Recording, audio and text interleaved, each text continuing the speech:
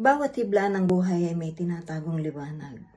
Sa channel na to, malalaman ng tunay na kwento. Mula sa simula hanggang sa wakas. Ihanda ang sarili sa mga bagong kaalaman. Panoorin natin ang video ng Mensahero ng Silangan.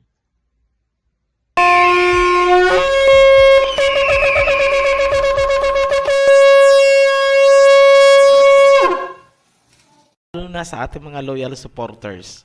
Ang video na ito ay isang mahalagang paalala na kumapit po tayo sa salita ni na Propeta Daniel, Isaiah, Ezekiel, and John of Revelation. Kapag taliwas sa salita ng ating mga propeta ang sinasabi ng isang preacher, ibig sabihin siya ay isang bulaang propeta. Pansinin niyo po, hindi man lang binabanggit ng mga bulaang propeta ang sinasabi ng mga propeta sa Biblia. Bagkus, tinatabunan nila ang mga ito ng mga wushy-wushy research at references. Hindi pa ba kayo nagtataka? Gaya na lang ng sinabi ni Propeta Daniel na susulat sa Daniel 10 verse 4, "And in the 24th day of the first month, as I was by the side of the great river which is Hiddekel." Nasa pangpang siya ng Hiddekel noong nagkaroon siya ng vision. Pero sinasalungat yan ng mga bulaang propeta. Nasa bottom of the ocean daw ang Hiddekel. Pinalalabas nilang sinungaling si Propeta Daniel. Sa Genesis chapter 2 verse 14 naman, nasusulat, "The name of the third river is Hiddekel. This is the one which flows in front towards the east of Assyria." Wala pong Assyria sa gitna ng Indian Ocean. Hindi rin po ito isla para tumama ang bottom of the ocean theory. Simple lang, kung ang Hiddekel ay nasa bottom of the ocean, paano niyang tutumbukin ang silangang bahagi ng Assyria?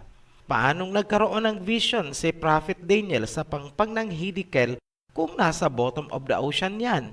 Simple lang po, di ba? Ngunit, pilit pa rin binabaluktot at tinatabunan yan. Tapos, sasabihing 3 years na daw sila at ang Ophirian heritage ay 3 months pa lang. Ito ang sasabihin namin.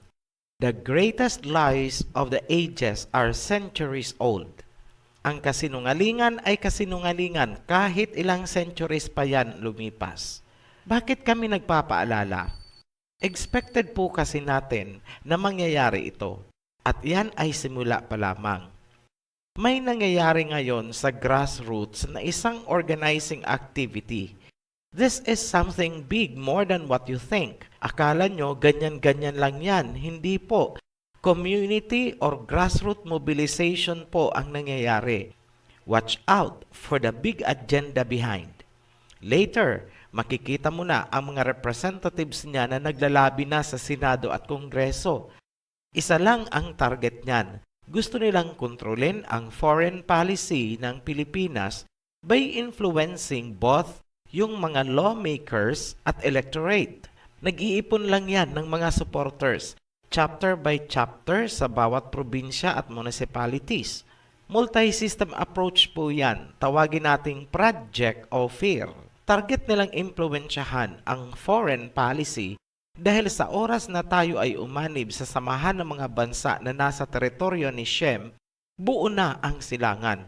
Wasak si Gog at Magog. Kaya pilit nilang binabaluktot at iniimpluwensyahan ang mga Pilipino. Kaya hindi nakakapagtaka kung dumating ang panahon na magkakaroon ng mga rally at paglalabi sa Kongreso galing sa bottom of the ocean.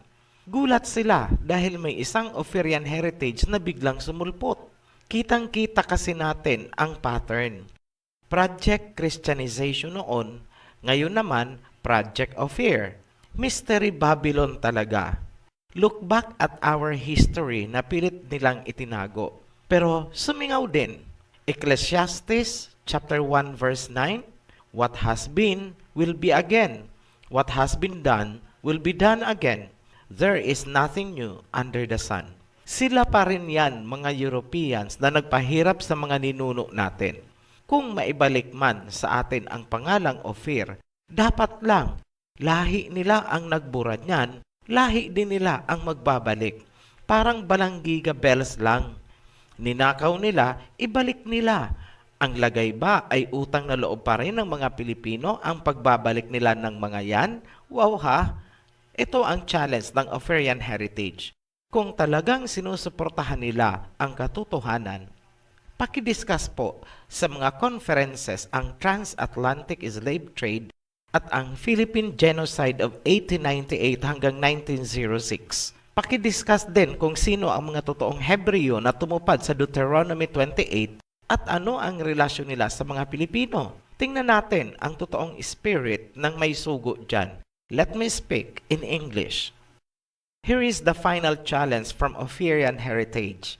If you really care for the truth, why don't you discuss in your conferences the details of transatlantic slave trade and the Philippine genocide of 1898 to 1906? Who are the true Hebrews who fulfilled Deuteronomy 28, and how are they related to the Filipinos? Reveal the truth. Let us test the spirit that sent you.